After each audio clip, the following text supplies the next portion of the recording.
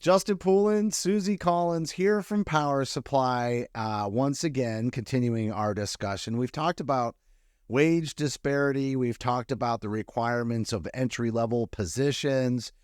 We've talked about just a lot of the things that are going on in the industry recently, Susie. But we teased this on our last video series, and we have not really talked about the impact that all of this has had on leadership in supply chain. And we're hearing it a lot. There's burnout. It's even happening at the C level. You're seeing lots of CEOs leaving healthcare and CFOs as well because of the pressures that they've been under to lead their organizations. And those pressures don't escape everybody that's, working to support the organization, maybe not all the way up at the C-suite. And that definitely includes supply chain. Maybe just give us the lay of the land. Do you feel like burnout is more and more happening, more than it ever did before? Do you feel like it's about the same for different reasons? I can't imagine you're going to tell me burnout has lessened. No, it hasn't lessened. And we're still, there's a lot of things that many healthcare systems are facing, between reimbursement still being down, our cost going up. We really haven't seen that adjustment happen from Medicare to make up for the fact that many vendors are hitting us with fuel charges and surcharges and rate increases and contract pricing changes, all of those things. And we're not really getting anything more, if you will, from our client base. So I think that there is a great deal of burnout. And then there's this weird place that we are right now where, we're kind of sitting between the C-suite, the physicians, and the vendors. And often we're kind of the voice of reason. The C-suite wants to recruit physicians. They want to bring them in, but that often means new equipment, different supplies, those types of things. Then, the vendors are trying to, increase their sales. So they're bringing things to physicians. And then we're having to either say, no, it's not contracted, or wait, we need to look at this spend. And it just feels like we're kind of always the person to either say no or wait, and it does, it kind of puts us in a weird position because we can't just bless everything automatically. Well, and you have lots of people that are working with you that are also, you're like the middleman of healthcare, but so is your team, especially if they're not in a decision-making position. So you're also kind of not only a middleman for all the different departments and the stakeholders and the vendors that are supporting, the care that's being delivered every day, but you also have a team to lead who is also experiencing that. Do you find that coaching up your team on how to deal with those pressures helps reduce leadership burnout? Like, the stronger your team, the less likely you are to burn out, and the more delegating you're able to do. Right. And for sure. And I think that there's a lot of us who are in the higher level supply chain roles that we're also the one expected to keep everything together and keep a positive message out there, right? Move forward and keep them grinding. And you want to teach your team members how to problem solve, but there's still problems that you hold on to as a leader. But I think you're right. Doing that and helping them know, I'm really proud of my team, because if they notice anything, even down to the OR schedulers, if they see a vendor name or a product name that they're not familiar with, they are sending an email instantly.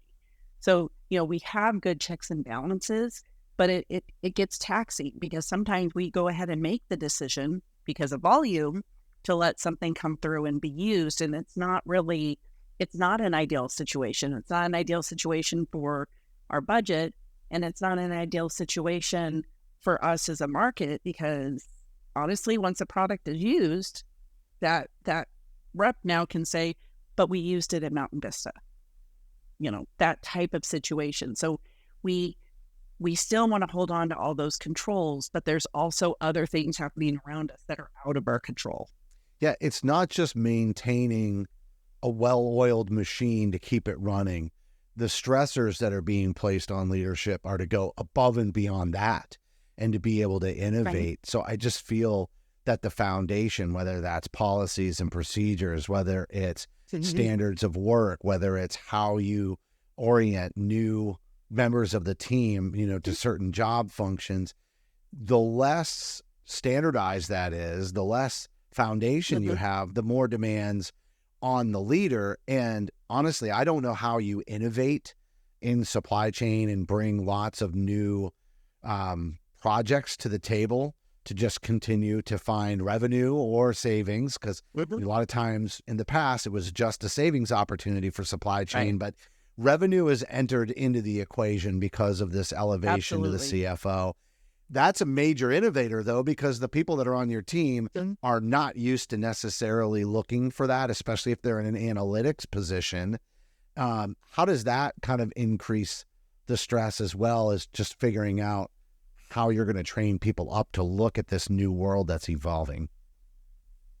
Well, and I think it's important to, as much as we don't like to say this in healthcare, we are a business. So we can't be in a business of not being profitable.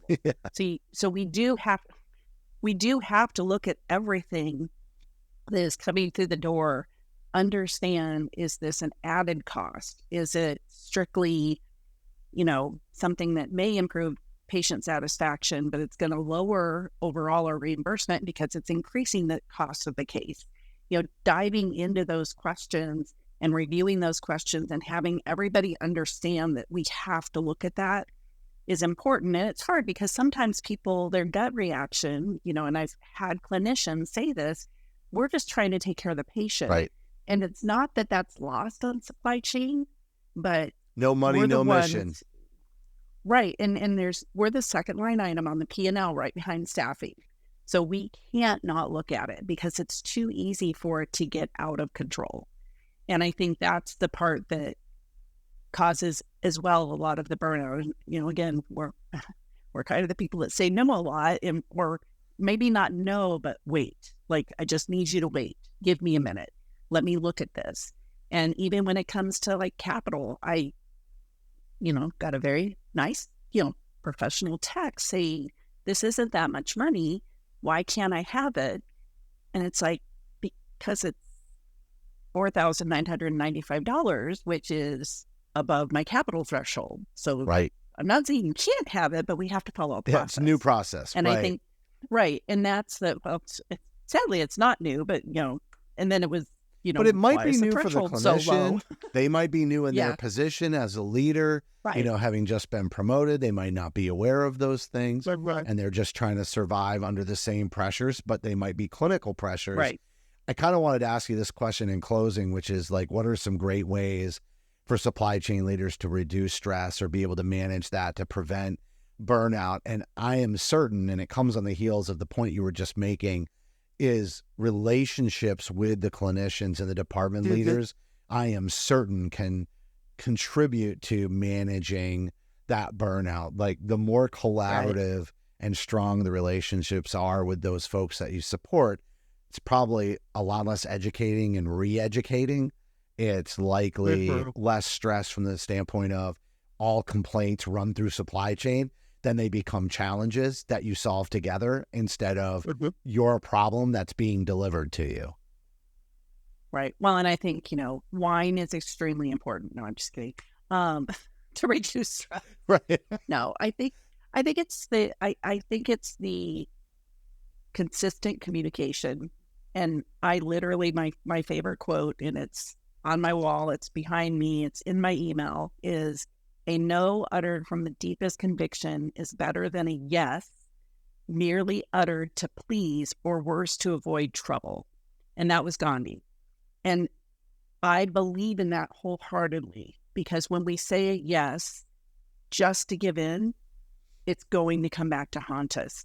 So I think the most important thing that we can do is be consistent, just like with and the be toddler, comfortable right? with conflict. We have to be consistent. And be comfortable with conflict and have some good conflict resolving strategies and skills. So, I mean, if you're out there watching this episode and you're uncertain about how you manage conflict, there are definitely some great resources on the internet. Reach out to your peers and see how they do it in the actual context of healthcare. But to your point, if you make a bad decision because you're not willing to deal with the conflict internally, I think sometimes people, because they're on the provider side, have no problems having conflict with vendors, but then say yes to everybody who works within their organization. And to your point about being the middleman, you have to be able to say no to everybody, and you have to be able to manage that conflict without losing the relationship. It's an essential soft skill. Yeah. And I think that the other thing is, and it's hard, I'm not going to say that it isn't, but we can't take what we do personally. I am not personally saying no to somebody. And I think that is probably the best work-life balance that I've really taken in the last 2 years, is to try not to take it home with me, try not to take it. And even if I can feel that somebody's upset, that they're upset at Susie, the market director, they're not upset at Susie Collins, the person. Right. And I think that is really important when And they we might do be talk upset about with the burnout. process. I think it might be something that's completely out of your hands. It's just, this is not a decision. Like, you feel like I'm giving you this decision, which is a no, but it's actually not my decision. It's our policy. Right. And I'm just educating you on why it's a no. And to your point about the PO process, or if you're looking at accessing the capital budget, it's not a no because I just feel like saying no, or it's my opinion. This is literally our process. I can't say yes right now. Correct. And a lot of times it's timelines too, right? Like you said, just wait, but I want to reemphasize that, because even with that, accessing the capital budget, I'm not saying no. I'm just saying no, not tomorrow.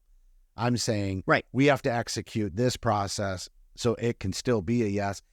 Can you spin that around in a way and say, here's how I can be a resource to you to help you get a yes? I'm not guaranteeing a yes.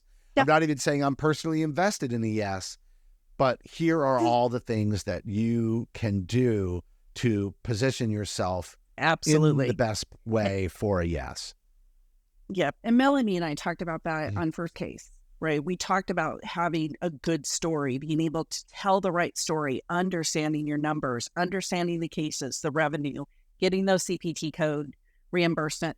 If I try to encourage them to get all the right information, because it may make perfect sense, but if you're not telling the right story, then you may not get the message across. Yeah. And that's not my story to tell. That's the other hard thing sometimes, is it really isn't my story to tell if we're thinking about a new service line or thinking about, buying a piece of equipment for a procedure.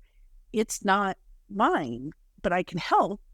But it's understanding that, like you said earlier, it's following the process. And that's what I'm accountable for, is following the process. Yeah. And you can be a resource to anybody. What did we miss in this burnout amongst the leadership conversation? Anything else that needs to be said?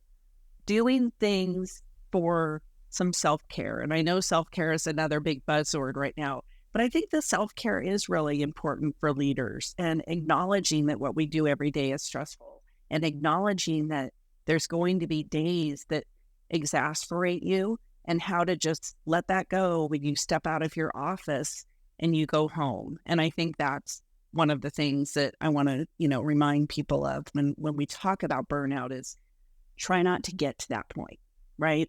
What can we do to try to avoid getting to burnout? And I think, there's self-care, there's, meditation, like light meditation that you can do during the day. We just had somebody speak at our local ARM meeting. So just being cognizant of that we all need that.